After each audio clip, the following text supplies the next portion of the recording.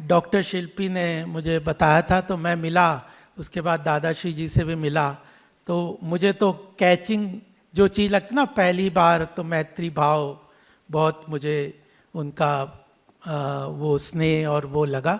तो मुझे संस्था से जुड़ना बहुत अच्छा लगता है। बहुत बढ़िया काम भी चल रहा है। और जब ये विचार आया कि कल्चरल इकोनॉमिक को एक कैटलिस्ट भारत के लिए बनाएं, तो जिस तरह से मित्रपर्ण जी, माधवी जी और पूरी टीम लग गई है, और दादाश्री के आशीर्वाद और उनके मार्गदर्शन में ये काम चल रहा है। और आप सब यहाँ पर उपस्थित हैं, आप सबका बहुत बहुत अभिनंदन। हमारे बीच में जल्दी मंत्री जी भी वो अभी ज्वाइन करेंगे। थोड़ा उनकी फ़्लाइट डिले हो गई, 7 बजे लैंड करना था, अचानक उन्हें वहाँ भी वाराणसी जाना पड़ा, लेकिन लैंड कर गए, वो आ रहे हैं। हमारे साथ इस रिपोर्ट में कंट्रीब्यूटर श्री अनिल शर्मा जी, मेरे बड़े प्यारे मित्र हैं, बचपन से सीए हैं। गोपाल कुमार जी कंट्रीब्यूटर भी हैं। जयदीप आर्या जी भी थे, सम्रांत मेरे साथ पूरे साथ जुड़े हुए हैं, वो भी हैं। और संध्या जैन और यहाँ पर उपस्थित साथियों, देखिए मैं इसकी भूमिका थोड़ी आपके सामने रखना चाहूँगा। बड़ा बहुत महत्वपूर्ण प्रोजेक्ट है, और जिस तरह से 1-1.5 साल से ये शुरू हुआ, जिस काम को हम लेके चले, और आज बड़ा खुशी होती है कि एक पड़ाव पे आके हम लोग उसको नेशनल लेवल पे एक चर्चा के रूप में जो हमारे उद्देश्य में था उसको लेके आ पाए। पहला 6 जुलाई को एक कार्यक्रम हुआ था, फिर 8 अक्टूबर को मुंबई में हुआ था। 40 से ऊपर इस क्षेत्र में विभिन्न लोगों जो काम कर रहे हैं। एक श्रीश कल्याणी जी भी हमारे बीच हैं, वो भी कंट्रीब्यूटर, हाँ वो हमारे साथ हैं, वो भी साथ में हैं। उन लोगों का 40 से ऊपर कंट्रीब्यूटर्स इसमें सारे देश से आए थे। 2 दिन का पूरी चर्चा हुई थी, एक दिन पूरे दिन हुआ था, फिर मुंबई में हुआ था। और उसको समाहित करके, जैसा दादाश्री जी ने भी कहा कि उसको डॉक्यूमेंट को हम लेके आए, और वो केवल उनके विचारों की बात नहीं है, बट उसकी पॉलिसी रिकमेंडेशंस, ये रोड मैप कैसे आगे जाना है, किस तरह से करना, उसके बारे में वो पूरी बुकलेट है, और वो अभी हम रिलीज़ करेंगे। और मुझे लगता है कि मैं काफ़ी वर्षों से इस में थोड़ा सा काम कर रहा हूँ इस फील्ड में। MCS मैत्री कल्चरल इकोनॉमिक समिट अपने आप में एक अनूठी पहल के रूप में, ये और कोई संस्था काम कर नहीं रही। हमारे बीच में संध्या जी भी यहाँ पे हैं, उपस्थित हैं। और जो पहली बात मैं यहाँ पे कहना चाहता हूँ कि भारत की आर्थिक जो संपदा है वो बहुत है, और सब लोग जानते हैं, बट उसको जैसे डॉक्यूमेंटेशन करना है, उसको पूर्ण रूप से उसको समाहित करके कोई रोड मैप बनाने के लिए पूरी तरह से ऐसा कोई बहुत बड़ा ठोस प्रयास नहीं हुआ है। कि इतनी बड़ी संपदा है, हम बात करते हैं भारत का सांस्कृतिक इतिहास इतना बड़ा है, इतना पुराना है, लेकिन उसको ठोस रूप से समाहित करके उस चीज़ को आगे रोड मैप ले जाके उसको क्या आगे करना है, यह केवल एक किताबों में या म्यूजियम में रखने वाली बात नहीं है। भारत, अब भारतीय संस्कृति, सनातन धर्म एक जीवंत संस्कृति है। यह रोम और बाकी ग्रीस वगैरह की तरह नहीं है कि म्यूजियम में उसको सजा के रखो। आज भी 140 करोड़ जो जनसंख्या हमारे देश की जनता है, उसके दैनिक जीवन में जो संस्कृति, जो भारतीय संस्कृति है, उसका पूरा समावेशी तरीके से वो दैनिक जीवन में उसका कंट्रीब्यूशन है। अब और फिर दूसरी बात जो महत्वपूर्ण लगती है कि जो कल्चरल इकोनॉमी की जब हम बात करते हैं, तो ये एक इकोनॉमी में एक जनरली बात आती है सर कि ट्रिकल डाउन इफेक्ट है। पहले वेल्थ क्रिएट करो, वेल्थ क्रिएट करोगे तो कंसंट्रेटेड कुछ लोगों के पास में, दादाश्री जी ने भी इस बात को कहा, कॉन्सेंट्रेट होगा। ट्रिकल डाउन इफेक्ट से जो इकोनॉमिक बेनिफिट है वो लोगों तक जाएगा। लेकिन कल्चरल इकोनॉमी जो है बॉटम अप अप्रोच के साथ चलती है। और सुदूर क्षेत्र में, जोग्राफिकल एरियाज में, भारत के कोने कोने पे लोग इसके ऊपर काम कर रहे हैं, और उनकी आजीविका से अगर ये जुड़ता है, ये पूरी प्रक्रिया चलती है, तो वो एक डिस्ट्रीब्यूटिव मॉडल के हिसाब से बॉटम अप अप्रोच से देश की अर्थव्यवस्था का उन्नति होगी। तो मुझे लगता है कि यह दूसरा बहुत महत्वपूर्ण बात है। तीसरी बात जो मैं कहना चाहता हूँ वो ये कि 2019 में मैं कुंभ में गया था, और जो बदलाव देखा मैंने वहाँ कुंभ में, तो मुझे लगा कि ये जो भारत की सांस्कृतिक धरोहर है, जो इतना जो संपदा है, उसका आर्थिक रूप से किस तरह से हम एक तरीके से उसको क्षमताओं को कैसे दोहन कह सकते हैं, या कैसे उस क्षमताओं को आगे लेके देश की अर्थव्यवस्था को आगे ले जा सकते हैं। तो उसके लिए गहन चिंतन की ज़रूरत है, कॉन्सेंट्रेटेड एफर्ट की ज़रूरत है। यह मुझे लगता है कि बहुत अच्छी तरह से हमारे ध्यान में आया और उसको हमने आगे लेके गए। अब कई बार ये होता है कि जो संस्कृति है वो अर्थव्यवस्था को ड्राइव करेगी या अर्थव्यवस्था संस्कृति को ड्राइव करेगी। 1000 साल की जो भारत की गुलामी थी, उसके पहले भारत आर्थिक रूप से बहुत संपन्न था। उस समय art, music, dance, food, festival, culture, इस सब में हम ग्लोबल लीडरशिप की तरह स्टैब्लिश थे। और कुछ विश्व में ऐसे भी देश हैं, वेनिस को देख लो और देखो, उन देशों को देख लो कि वो आर्थिक रूप से वो पहले संपन्न हुए और उसके बाद उन्होंने आर्ट, कल्चर, म्यूजिक और इन चीज़ों को अपनाया। तो आर्थिक जो संस्कृति अर्थ को कैटलाइज करेगी या अर्थव्यवस्था संस्कृति को कैटलाइज करेगी, ये अलग अलग नहीं है, ये आपस में दोनों समावेशी तरीके से चलते हैं। इसलिए मुझे लगता है कि, और ये जो भारत है इसके लिए बहुत बड़ा उदाहरण है। मुझे यह बात मुझे अपने अच्छे तरीके से आप सबके सामने कहना चाहिए पर था। एक चौथी बात जो मैं कहना चाहता हूँ कि जब हम किसी अवधारणा के बारे में सोचते हैं, किसी चीज़ के बारे में सोचते हैं, तो उसके लिए एक इकोसिस्टम, पारिस्थितिकी तंत्र क्रिएट करना। अगर हम कल्चर को ग्रो करना चाहते हैं, देश की अर्थव्यवस्था को ग्रो करना चाहते हैं, तो एक इकोसिस्टम बनाने की ज़रूरत है। और हमने इसका बहुत अच्छा एग्जाम्पल देखा कि स्टार्टअप इकोसिस्टम में देखे। आज भारत विश्व के अग्रणी स्टार्टअप इकोसिस्टम के अंदर अग्रणी भूमिका निभा रहा है। और वो क्योंकि प्रधानमंत्री मोदी जी के नेतृत्व में एक इकोसिस्टम क्रिएट हुआ, सभी तरह से 360 डिग्रीज उसके ऊपर सोच हुई, गहन चिंतन हुआ, उसके ऊपर सारे काम हुए। टैक्सेशन, टैक्स का चाहिए, मार्केटिंग चाहिए, टेक्नोलॉजिकल कनेक्ट चाहिए, फोकस तरीके से चाहिए। तो एक पारिस्थितिकी तंत्र, एक इकोसिस्टम क्रिएट करना पड़ता है। तो हमें लगा कि एक इकोसिस्टम भी इसके लिए बहुत ज़रूरी है। एक पांचवी बात जो मैं कहना चाहता हूं कि वर्ल्ड इकोनॉमिक फोरम की एक रिपोर्ट में कहा गया कि इसके जो भारत की पोटेंशियल है, भारत में यह उजागर हुआ रिपोर्ट में कि भारत में नेचुरल रिसोर्सेज की अपार संभावना है। हम प्राकृतिक संसाधन में विश्व में 6वें स्थान पे हैं, सांस्कृतिक संसाधन में 9वें स्थान पे हैं और प्रतिशत कॉम्पिटिटिव्स में 18वें स्थान पे हैं। तो जो कल्चरल एक्टिविटीज़ है उनका मूल्यांकन होने की ज़रूरत है, उनका जो विमुद्रीकरण अच्छी तरह से करना चाहिए। यह चीज़ें हमारे ध्यान में आई और इसीलिए इस रिपोर्ट में हम लोगों ने जिन लोगों को बुलाया, चाहे वो मिनिस्ट्री ऑफ गवर्नमेंट से आए या नीति आयोग से आए या prime minister economic advisory committee से जो लोग आए, उन लोगों ने इस क्षेत्र में जो काफ़ी बड़ी तरीके से काम किया। और गोपाल कुमार जी ने मुझे पिछली बार एक बात कही थी कि अगर हमने किसी फील्ड में किसी कार्य को आगे बढ़ाना है तो 5 P सिद्धांत उन्होंने बड़े अच्छी तरह से रखे कि 5 P's ये बहुत ज़रूरी है किसी चीज़ को आगे बढ़ाने, किसी जो ग्राउंड लेवल पे किसी चीज़ को, किसी कॉन्सेप्ट को इम्प्लीमेंट करना है। तो ये 5 P का सिद्धांत पे हम लोगों ने काम करना शुरू किया। पहला है परफॉर्मेंस। दूसरा, क्या परफॉर्मेंस है करेंट लेवल पे, कल्चरल इकोनॉमी के जो अलग अलग फील्ड से लोग जुड़े हुए वो क्या परफॉर्मेंस कर रहे हैं, उनका क्या पूरा पोटेंशियल है, इसको भी एनालिसिस करना है, what is that they can achieve. फिर उसके बाद what is the path from the current performance to the achieve that potential path. और उसके बाद फिर उस पाथ को अचीव करने के लिए there has to be a proper planning.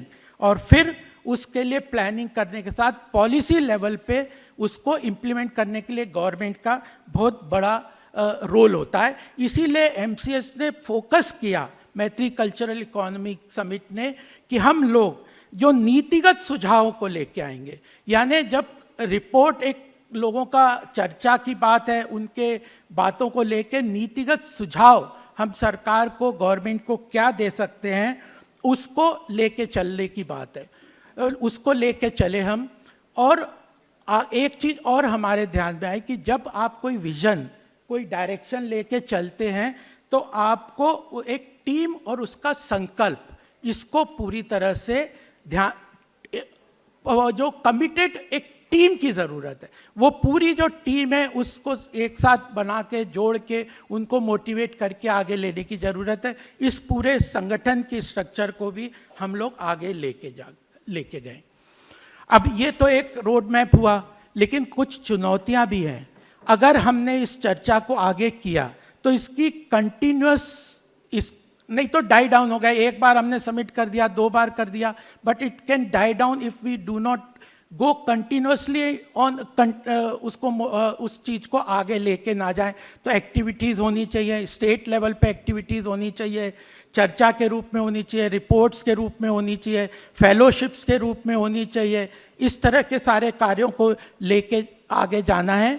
और उस जब चर्चा और पॉलिसी वगैरह बनती है, सरकार की भी बहुत सारी योजनाएं हमारे सामने हैं, बट उनके बारे में जागरूकता कई बार नहीं होती। गवर्नमेंट एक लेवल पे बहुत सारी स्कीम्स को, कल्चरल इकोनॉमी को काफ़ी तरीके से मोटिवेट कर रही है, आगे लेके जा रही है, बट उसको जनता तक पहुंचाने में ये सोशल ऑर्गेनाइजेशंस, थिंक टैंक्स, इन सब का बहुत बड़ा रोल है। उस गैप को पूरा करने के लिए हम पूरी तरह से प्रतिबद्धता के साथ बात कर रहे हैं। और जब मित्रपर्ण जी, दादाश्री जी से बात हुई तो एक पूरी तरह से एक थिंक टैंक को एस्टेब्लिश करें जो फोकस तरीके से कल्चरल इकोनॉमी को भारत के विमर्श के सेंटर स्टेज पे लेके आगे चलेगा। और उसमें उसको, चाहे लोगों को जो इस फील्ड में काम कर रहे हैं उनको मोनेटाइजेशन के लिए, उनके लिए काम करेगा। जो मैंने बातें की उस चीज़ में फोकस तरीके से आगे लेके चलेंगे, और प्रदेशों के लेवल पे भी उसमें आगे लेके चलेंगे। और नेक्स्ट जो बात मैं आपके सामने रखना चाहता हूं कि अगर कैटलिस्ट चाहिए, अगर भारत को आर्थिक वैश्विक स्तर पे अगर हम ग्लोबल लीडरशिप अटेन करना चाहते हैं, ग्लोबल लेवल पे भारत, प्रधानमंत्री मोदी जी कहते हैं कि वैश्विक स्तर पर ग्लोबल लीडरशिप हम अटेन करेंगे, तो उसके लिए इकोनॉमिक पावर बनना भारत के लिए बहुत ज़रूरी है। अगर आज विश्व में अगर कोई भी किसी की बात सुनता है, मानता, तो उसको वैश्विक लेवल पे इकोनॉमिक पावर बनना बहुत ज़रूरी है, नहीं तो कोई किसी की बात मानने के लिए तैयार नहीं है। Economic power is a precursor to attain the global leadership. उसके लिए जो कैटलिस्ट चाहिए, एक अगर हम एग्जाम्पल लें, एक समय पे आईटी इंडस्ट्री ने बहुत तेज़ी से देश की अर्थव्यवस्था को प्रोपेल किया। ऑटोमोबाइल इंडस्ट्री, ऐसे कुछ फील्ड थे जिन्होंने भारत की अर्थव्यवस्था को प्रोपेल किया। तो हमें लगता है आने वाले समय में कल्चरल इकोनॉमी, वो कैटलिस्ट, उत्प्रेरक जिसको कहते हैं, वो बन के आगे देश की अर्थव्यवस्था को ले जा सकता है। प्रधानमंत्री जी इसके ऊपर बहुत तरीके से काम कर रहे हैं। लेकिन एक चीज़ हम सबको और भी लगती है कि कल्चर को जनरली हमने केवल टूरिज्म के साथ ज़्यादा अटेन कर दिया, बट उसके हैंडीक्राफ्ट्स हैं, बहुत सारे फील्ड्स हैं जिनके, जो म्यूज़िक है, डांस है, फूड है, फेस्टिवल है, आर्किटेक्चर है, टेम्पल्स हैं, इन सारों को समाहित करके इसको लार्ज स्केल पे लेके जाना चाहिए। तो यह बात भी मुझे आपके सामने कहना था।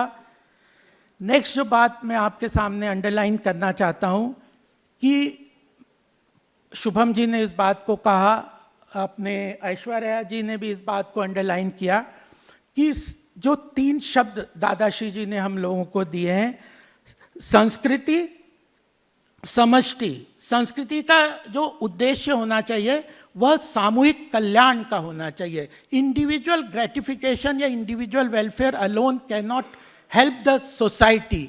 तो संस्कृति का जो बेसिक ऑब्जेक्टिव होता है या समाज का जो एक स्ट्रक्चर होता है, उसमें समष्टि की, समाज का सामूहिक कल्याण की बात समाहित होने का उद्देश्य भी हमारा एक लक्ष्य है। और समृद्धि, अगर इकोनॉमिक प्रॉस्पेरिटी देश में नहीं हुई, इकोनॉमिक ग्रोथ नहीं हुई, तो बाकी चीज़ें उसका उतना महत्व नहीं रह जाता।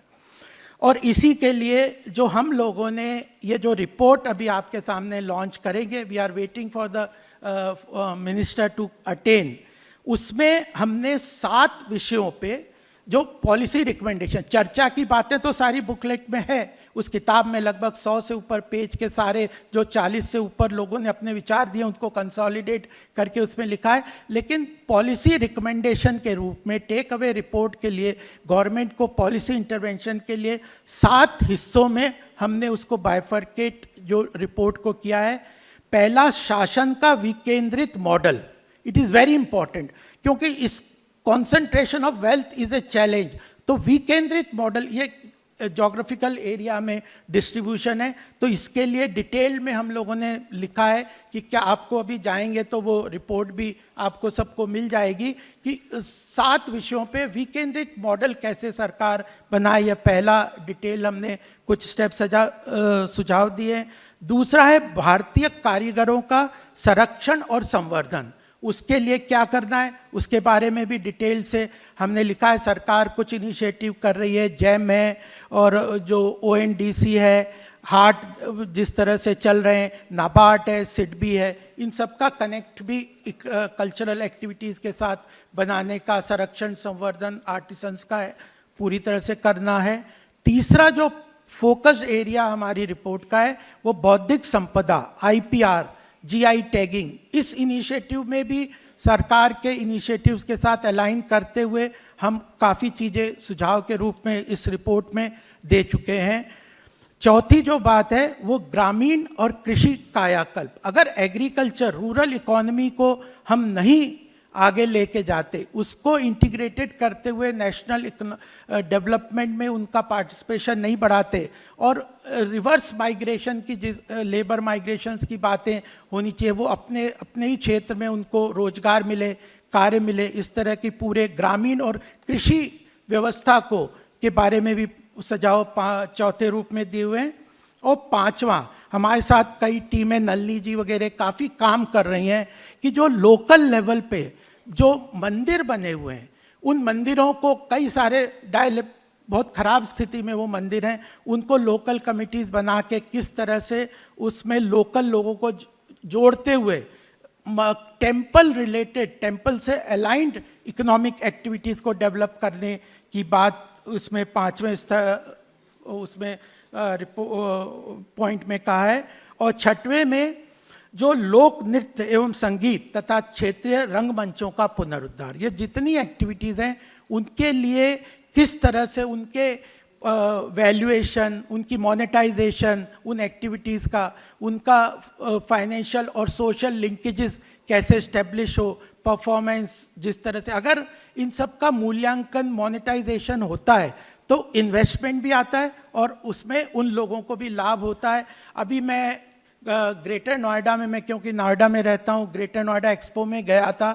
एक जो उत्तर प्रदेश में 1 डिस्ट्रिक्ट 1 प्रोडक्ट के काफ़ी इनिशिएटिव चल रहे हैं, तो एक स्टॉल पे वो लेके गए मुझे, वहाँ के लोकल जो ऑर्गेनाइजर्स थे, तो वहाँ पे बड़े अच्छे प्रोडक्ट्स बना रहे थे, लेकिन वो बोल रहे थे कि इसकी मार्केट हम डेवलप नहीं कर पा रहे हम, और इसलिए हमारे जो हुनर वाले लोग हैं वो ऑटो रिक्शा चलाना ज़्यादा पसंद कर रहे हैं, बल्कि this art is dying, it was such a beautiful. ऐसे बहुत सारे आपके एग्जाम्पल होंगे। तो उनकी मोनेटाइजेशन, वैल्यूएशन और economic connect, social and financial linkages, उनको मार्केट एक्सेस, इसके ऊपर भी हम लोगों ने बड़ी डिटेल में ये 7 विषयों पे इस चर्चा को किया है।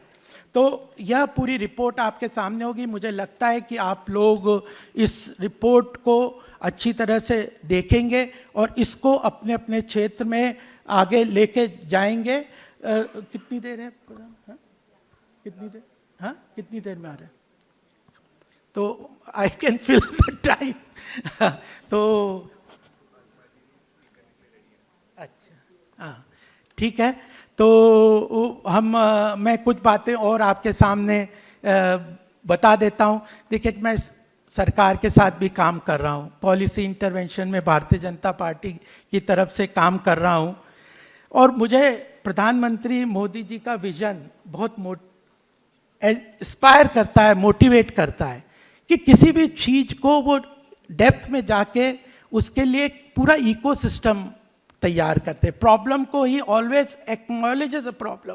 और बहुत सारे इकोनॉमिक फील्ड में तो अनिल जी सब, हमारे गोपाल कुमार जी सब साथ में साथी देखते होंगे कि he has never shied away from any problem. He acknowledged the problem, then takes out, identifies a technical solution to the problem, connects to the stakeholders, और उस स्टेक होल्डर्स के बाद परफॉर्मेंस मैट्रिक्स भी बनाते हैं कि इस तरह से हम अचीव करेंगे, और उस विजन के कारण, और he is always ready to take risk. Political capital जो है उनका, बहुत बड़ा पॉलिटिकल कैपिटल तो है, but he is able to take risk on that political, invest that political capital into his decisions. तो ज़्यादातर सक्सेस भी होते हैं, कई बार चुनौतियों के रूप में हमारे सामने आते हैं, but he is never shied. तो उन्होंने कल्चरल इकोनॉमी, सांस्कृतिक विरासत, वो बार बार कहते हैं विरासत भी और विकास भी। विरासत एक महत्वपूर्ण चीज़ है, लेकिन विकास भी हमारे लिए बहुत महत्वपूर्ण ज़रूरत है। तो उसके लिए उन्होंने सांस्कृतिक विरासत को एक महत्वपूर्ण कारक के रूप में भी बार बार कहा है। और उसी का एग्जाम्पल है कि अयोध्या में हम देखते हैं कि राम मंदिर का, भव्य राम मंदिर का जब निर्माण हुआ तो किस तरह से वहाँ की अर्थव्यवस्था को एक बदलाव हमारे सामने आया है। और अभी Smriti Irani ji world economic forum में पीछे वहाँ गई थी जिनेवा में, तो बता रही थी वहाँ से आके कि जब वहाँ प्रेस कॉन्फ्रेंस वहाँ पे की तो मैक्सिमम लोग उनसे वहाँ पे पूछ रहे थे, जो इन्वेस्टर थे, कि how can we invest in Ayodhya. और आज कहते हैं कि 2030 तक मतलब 30-40 लाख लोग एनुअली वहाँ पे अयोध्या में जाएंगे। उसकी इकोनॉमी को बदल दिया है। अयोध्या है, कुंभ को हम देखते हैं जिस तरह से इकोनॉमिक रूप से कन्वर्ट करके कुंभ जिस तरह से इकोनॉमिक प्रोपेल किया है। 2019 के कुंभ की मैं बात कर रहा था, CII की रिपोर्ट है कि 4,200 रुपये गवर्नमेंट ने स्पेंड किए उसको ऑर्गेनाइज करने के लिए, and it has generated an economic activity of 2,15,000 crore. तो राम मंदिर का निर्माण, कुंभ का जो संचालन, काशी विश्वनाथ जो कॉरिडोर है, उज्जैन महाकाल मंदिर, ऐसा यह, और यही नहीं, उन्होंने इस बार बजट में अनाउंस किया कि पूरे विश्व में तमिल सांस्कृतिक केंद्र हम पूरे विश्व में बनाएंगे। तमिल संस्कृति हमारे लिए बहुत बड़ी धरोहर देश की है। तो केंद्र स्थापित करने की जैसी पहल के माध्यम से उन्होंने इस कल्चरल इकोनॉमी को भारत के सेंटर स्टेज में ला के इकोनॉमिक ग्रोथ के लिए कैटलिस्ट के रूप में लाने का भी पूरा एक रोड मैप भी तैयार करने का पूरा काम किया है। और जब G20 समिट ऑर्गेनाइज किया था, he spread out those summit to more than 60 city centres, और वहाँ पे जितने लाख से ऊपर इन्फ्लुएंसर्स ग्लोबली आए थे, उन लोगों को वहाँ पे ले जाके सांस्कृतिक धरोहर उस क्षेत्र की, वह उस क्षेत्र की उन लोगों के सामने शोकेस करके, ही सेड कि they will become the global investors for our culture and contribution of our संस्कृति। तो यह पूरा काम उन्होंने महत्वपूर्ण तरीके से किया। अब जो बात मैं लास्ट में यह कहना चाहता हूँ कि कल्चर जो है ना, वो भारत का एक सॉफ्ट पावर है ग्लोबल लेवल पे। जब मैं कैटलिस्ट इकोनॉमिक लेवल पे कहता हूँ कि cultural will be the catalyst for our economic growth, but it is also a soft power for India. अभी बात आई थी, दादाश्री जी ने भी कहा योग, आयुर्वेद, यह एक तरीके से हमारे लिए सॉफ्ट पावर है। आज 190 से ज़्यादा की कंट्रीज़ हमारे इस योग और उसको एक्सेप्ट कर रही है। आयुर्वेद किस तरह से भारत की पहचान को स्टैब्लिश कर रहा है। तो culture is also a very strong soft power for India.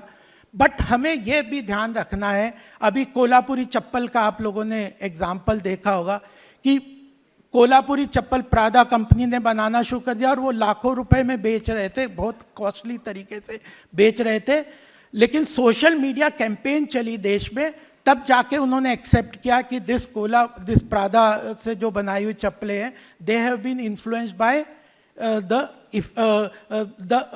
Kolhapuri chappals. और लेकिन फिर भी हमारे लिए उसकी इकोनॉमी, ये जरूरी है कि इसलिए उन्होंने अभी इकोनॉमिक बेनिफिट हमें नहीं दिया है, तो हमें जो इसका इकोनॉमिक हमें इंश्योर करना है कि इन चीज़ों का जो हमारी सांस्कृतिक धरोहर है उसका जो बेनिफिट है, economic benefit should flow to us. यह भी बात पूरी तरह से, तो हमारा यह भी एक पूरा उद्देश्य है कि जो सांस्कृतिक धरोहर है वो हमारे लिए बहुत महत्वपूर्ण तरीके से उसका इकोनॉमिक बेनिफिट हमें मिलना चाहिए ग्लोबल लेवल पे। यह चीज़ों को भी हमने एक इस्टेब्लिश रोड मैप के रूप में करना चाहिए। और प्रधानमंत्री जी ने अभी स्वदेशी का आह्वान किया है हम सबके सामने। यह एक बड़ा बहुत इनिशिएटिव अपने आप में देश की अर्थव्यवस्था को आगे ले जाने के लिए बहुत बड़ा इनिशिएटिव है। और मैं तो कहता हूँ ये जो हमने 1000 साल की देश की गुलामी के कारण जो, और उसके बाद लास्ट के 200 साल की जो कॉलोनियल इंपीरियलिज्म, और उसके बाद जब दत्तोपंत ठेंगड़ी जी कई बार बोलते थे कि फिजिकल इंपीरियलिज्म चाहे ख़त्म भी हो गया, इकोनॉमिक इंपीरियलिज्म देश में बहुत बड़ी तरीके से इंस्टीट्यूशंस के माध्यम से ग्लोबल लोग कर रहे हैं।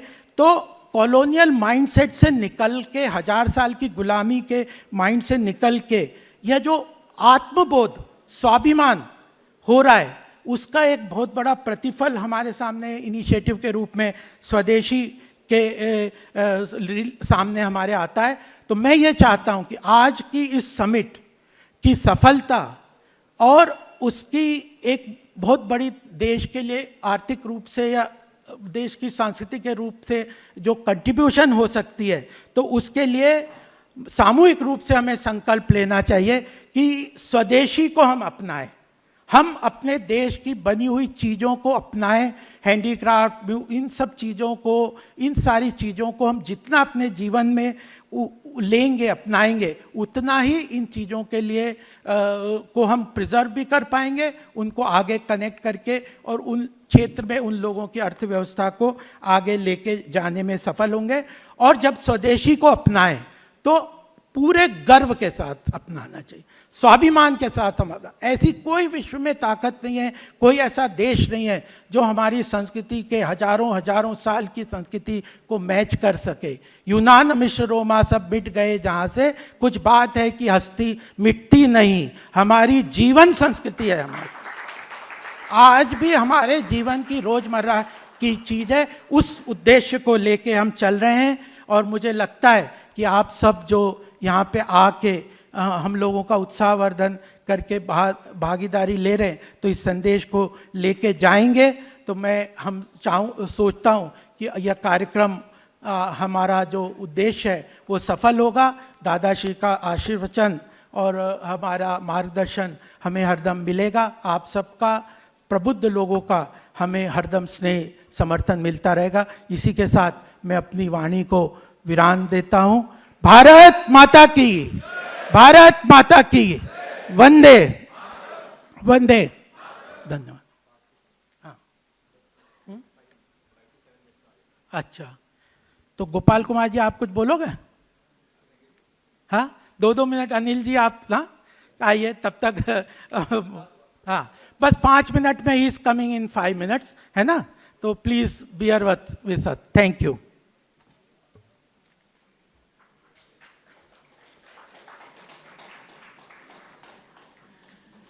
सभी को नमस्कार। कभी कभी ऐसा लगता है कि मंत्री जी के ना आने से हमें अपनी बात कहने का अवसर मिल गया। प्रोफेसर राम सिंह ने 2-3 बातों की तरफ इशारा किया कि किस तरह से हम अपनी सांस्कृतिक धरोहर को आज अगर अपने जीवन में हम अपने वापस प्रयोग करना शुरू करें तो हम वापस एक आर्थिक उन्नति की ओर बढ़ सकते हैं। इसी संदर्भ में मैंने अभी एक छोटी सी पुस्तक लिखी है जिसका शीर्षक है शुभ लाभ। तो मैं ये मानता हूँ कि हम अपने सभी घरों में हम देखते हैं, खासकर जब दिवाली का समय आता है या व्यापारी लोग जब अपना नया व्यापार का काम शुरू करते हैं तो एक शुभ लाभ लिखते हैं, एक स्वास्तिक का चिन्ह बनाते हैं। तो इसके पीछे क्या कहानी है?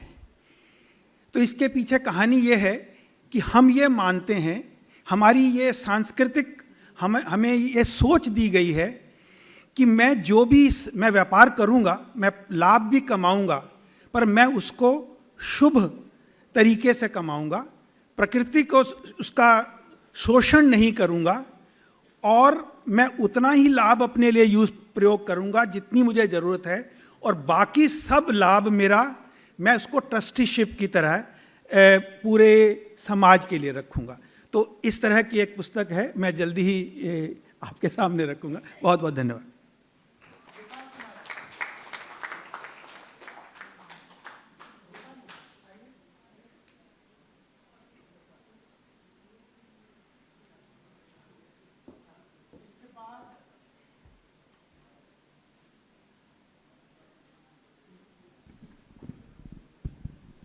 हम अगर किसी के क्वेश्चन, गोपाल कुमार जी के बाद अगर किसी के क्वेश्चन होंगे तो प्रोफेसर राम शुभम जी और हम उसको आंसर करने के लिए प्रस्तुत हैं। हाँ, बट कल्चरल इकोनॉमी से रिलेटेड। तो पहला सवाल मेरी तरफ से। बहुत बहुत धन्यवाद, आपका मौका मिला। ये सरप्राइज टेस्ट के बारे में कॉलेज और स्कूल में सुना करते थे, और आज प्रत्यक्ष रूप से हम देख रहे हैं कि सरप्राइज टेस्ट कैसे। जी 5P वाली बात आपने कही थी, तो ये सरप्राइज टेस्ट है, बट सरप्राइज टेस्ट में वही अच्छा करता है जो लर्निंग को अपने दिनचर्या का एक रूटीन बना लेता है। अगर आप रट के जाएंगे तो सरप्राइज टेस्ट में पास नहीं होंगे। अगर आप सच में सीखते हैं तो सरप्राइज टेस्ट में आप बहुत अव्वल मार्क से पास होंगे। मैं भी कोशिश कर रहा हूँ, क्योंकि कल्चर इकोनॉमी मैंने भी एम्बेडेड है, शायद मैं पास हो जाऊं। कल्चर की जब हम बात करते हैं तो इसके बहुत सारे आयाम हैं। अभी तक हम जिस आयाम की चर्चा करते हैं वो करते हैं कल्चर एक्टिविटी की बात करते हैं, चाहे वो टेम्पल इकोनॉमिक्स हो, फेस्टिवल की बात करते हो, कॉटेज इंडस्ट्री की बात करते हैं, MSME की बात करते हैं। वो एक इकोनॉमिक एक्टिविटी है जो आपके कल्चर से जुड़ा है और आपके GDP में उसका योगदान है। जो दो अन्य चीज़ें हैं जो मुझे लगता है बहुत ही ज़रूरी है आज के टाइम में, एक है क्या हमारा पॉलिसी, डॉक्टर राम सिंह ने इस बात को चर्चा की थी, क्या जो हमारी पॉलिसी बन रही है उसमें हमारे जो कल्चर के पिलर्स हैं, क्या हम उनको अपने पॉलिसी मेकिंग में लेकर आ रहे हैं? मुझे लगता है शायद नहीं। आप इकोनॉमिक एक्टिविटी से अराउंड फेस्टिवल्स, कुंभ, एक्टिविटी जनरेट कर सकते हैं, आप GDP बढ़ा सकते हैं, बट उसको बढ़ाने के लिए आपको दो लेवल पे और चाहिए आपको संस्कृति समझना, एक पॉलिसी बनाने पर और एक पॉलिसी के इम्प्लीमेंटेशन पर। जब तक पॉलिसी बनने में हमारा कल्चर एम्बेडेड नहीं होगा और पॉलिसी के इम्प्लीमेंटेशन में नहीं होगा, तब तक हमारी कोई भी कल्चर इकोनॉमी का एक कॉन्सेप्ट सक्सेसफुल नहीं होगा। आजकल आप देखते हैं कि डॉक्टर राम सिंह जी, मुझे आपसे ये क्वेश्चन पूछना था कि अगर हम एक्टिविटी की बात करें और हमारी पॉलिसी भी एक संस्कृति से प्रभावित होकर बन रही है, लेकिन हम उस पॉलिसी को जब इम्प्लीमेंट करते हैं और उसमें अगर कल्चर मिसिंग है, जो ब्यूरोक्रेट या जो ऐसी सामाजिक संस्थाएं हैं जो उन चीज़ों को इम्प्लीमेंट करती है, अगर उसमें कल्चर के पिलर्स का सही तरह से योगदान नहीं है, तो क्या हमारी कल्चरल इकोनॉमी की जो ऑब्जेक्टिव है वो फुलफिल होगी? अच्छा, आप यहीं से ही जी, मैंने साहब पहला क्वेश्चन मैं ही पूछ लूं। आपने ये इस बात की तरफ इशारा किया है, इस सारी चर्चा में ये बात छूट गई थी, तो आपने एक दृष्टि से इसको, इस पूरी चर्चा को समावेशी बना दिया, ये इस बात की तरफ इशारा करके। और इन दिस हम जब पॉलिसी की बात करते हैं और इम्प्लीमेंटेशन की बात करते हैं, हमारे यहाँ एक कॉमन रेफरेंस बना हुआ है कि पॉलिसी तो अच्छी है, इम्प्लीमेंटेशन खराब है। मेरे ऐसी सोच बनी है कि it is not possible for good policy and bad execution. वो पॉलिसी ही डेफिशिएंट होगी जिसका एग्जीक्यूशन अच्छा नहीं होता। और वो डेफिशिएंसी दो कारणों से होती है। उसका मुख्य कारण तो एक ही है, पर ऐसे दो कारण जो ध्यान में आते हैं। एक तो कारण है कि जो पॉलिसी मेकर्स हैं वो इस बात को ध्यान में नहीं रखते कि जो इसको क्रियान्वित करेंगे इस पॉलिसी को, वो किस मंशा से करेंगे, उनके अपने हित किस बात में है। और वो सोचते हैं कि जो हमने इसमें लिख दिया, इस रिपोर्ट में लिख दिया, वो जो है जिसका क्रियान्वयन करना है उसको तो ऐसे ही करना है जैसे। अब ऐसा वो क्यों करे जिसका क्रियान्वित